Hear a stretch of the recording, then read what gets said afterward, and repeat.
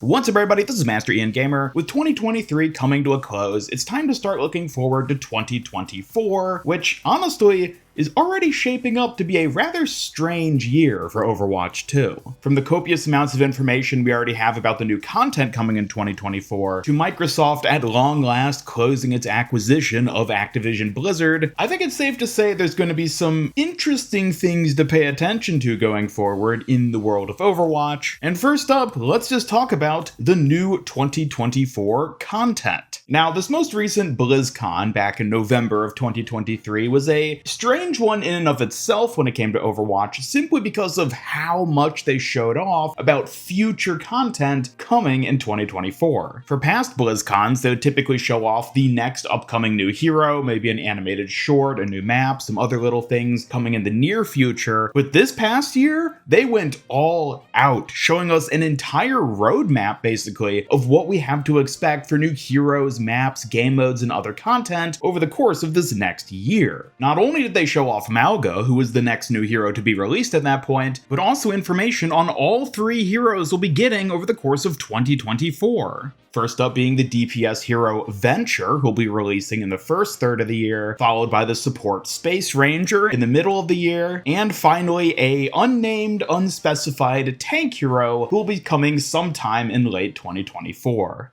The fact that they even went and showed off gameplay for Venture specifically, the first upcoming hero, and detailed elements of Space Ranger's kit and potential abilities, shows that Blizzard was really interested in getting people hyped for these characters and giving us an early look at what we could expect to be coming later this coming year. And while this was certainly a strange and different thing for Blizzard to do, simply in terms of the amount of information they showed off about things that are still quite a ways down the line, it seemingly played pretty well with people, at least in my own experience, hearing people talk about them on social media, as at this point, people are pretty hyped for both Venture and Space Ranger at this point. Considering the lackluster launch of previously unknown heroes in 2023, mainly being Illari and Lifeweaver, I think Blizzard probably very intentionally wanted to build up preemptive hype for Venture and Space Ranger in the hopes that their ultimate releases as heroes in 2024 would get a bit more traction and hype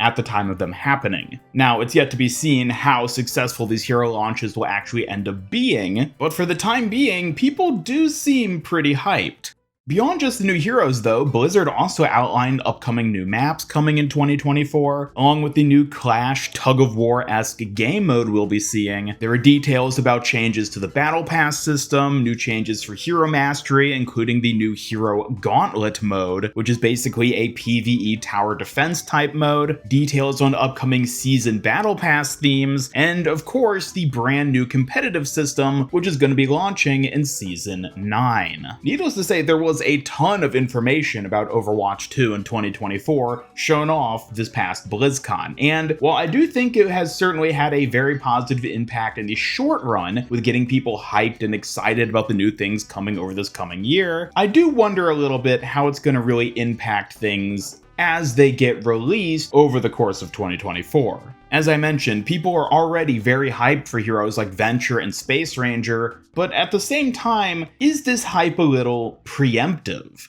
One of the most exciting things about new heroes historically has been the speculation that goes into them leading up to their initial reveal as a new character and ultimate release as a playable hero in-game, especially with a ton of characters who exist in the Overwatch universe who aren't yet in the game itself, but have certainly built up their own fan followings of a sort. It'll be interesting to go an entire 12 months basically where there isn't going to be any of that. We already know who the next hero is going to be. It's going to be Venture, the swashbuckling archaeologist hero with a big drill gun. After them, it'll be Space Ranger, the floating Martian support hero. And after them will, of course, come the weird tank character, who I guess admittedly we don't really know that much about, other than that they're a tank. They'll be releasing in the latter part of 2024, and they have a vague visual design on par with this. But overall, I am really curious to see how these actual hero releases end up playing out, with us already knowing so much about them preemptively. Will Venture's release generate a big boom of hype on par with what we typically see with a new hero reveal? Or will the fact that we've already seen so much about them make their ultimate release feel kind of meh? Again, we're in a very unique situation here with Overwatch 2 and simply how much we know preemptively about what's coming over the course of 2024. And while it's certainly too early to say whether or not this was the right call on Blizzard's part to show off all this stuff this far in advance, I am very interested and very curious in seeing how things develop with these new heroes and the other already announced content for Overwatch 2 as we make our way through the new year.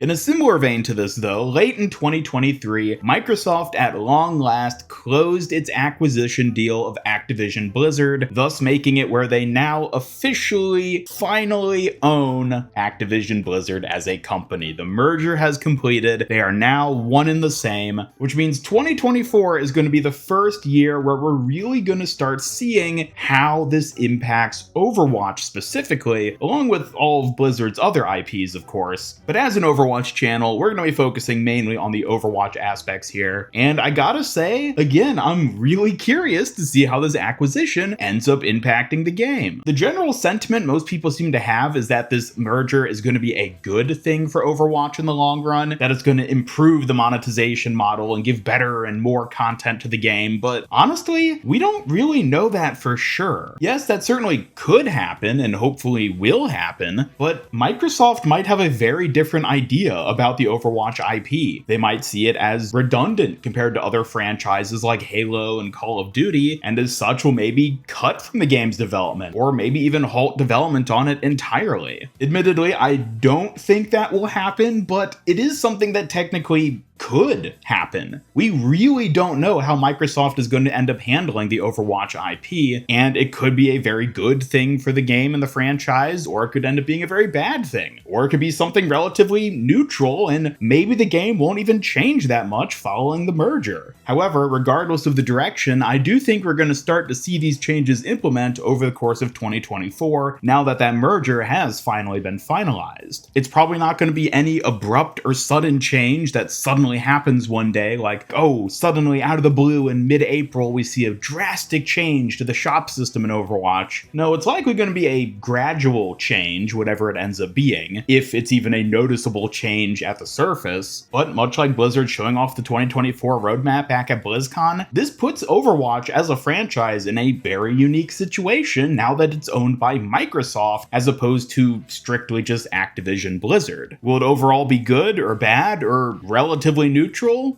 That's yet to be seen.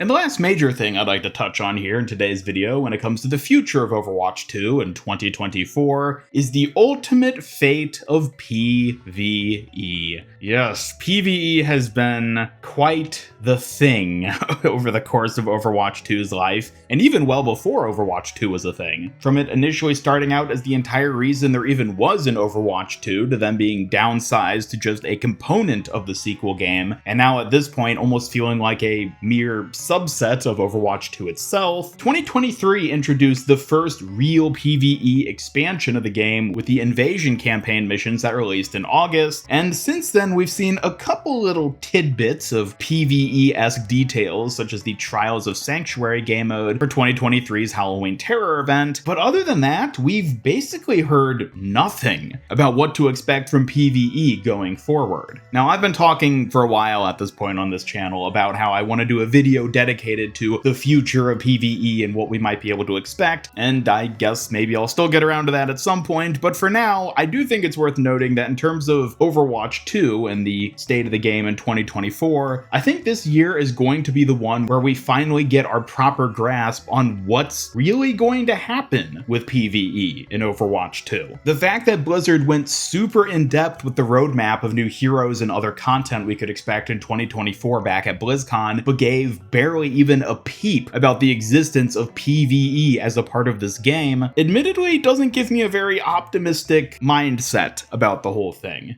Either Blizzard is wanting to keep the next chapter of the PvE campaigns and story very close to their chest until they're ready to reveal it, or they're isn't another installment of PvE story and campaign missions. And while the latter of those two options may seem pretty sad and disappointing considering the history of PvE and Overwatch 2 and all that, in some sense I almost feel like maybe it's just the right thing for them to do at this point. The PvE we did get in 2023 wasn't great, all things considered, and it seems like they've just been struggling time and time again to actually develop it properly. So who knows, maybe we will be better off with Blizzard just culling PvE as a major component of the game and instead relegating it to mere periodic event things like Trials of Sanctuary. Or who knows, maybe the Microsoft acquisition will end up playing a huge role in whatever actually ends up happening with PvE. Maybe Microsoft will be the ones who step in and finally push the devs to truly deliver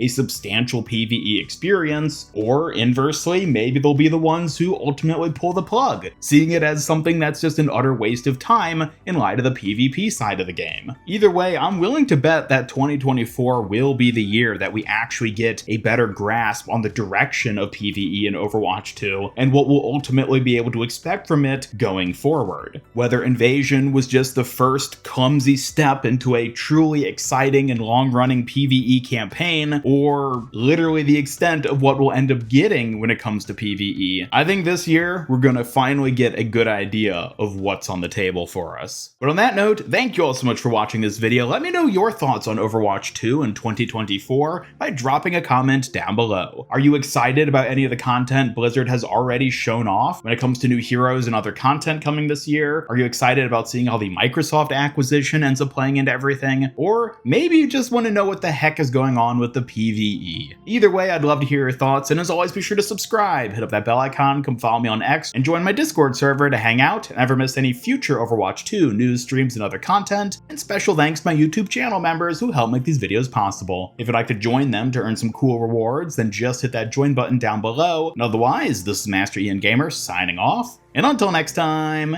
have a happy new year.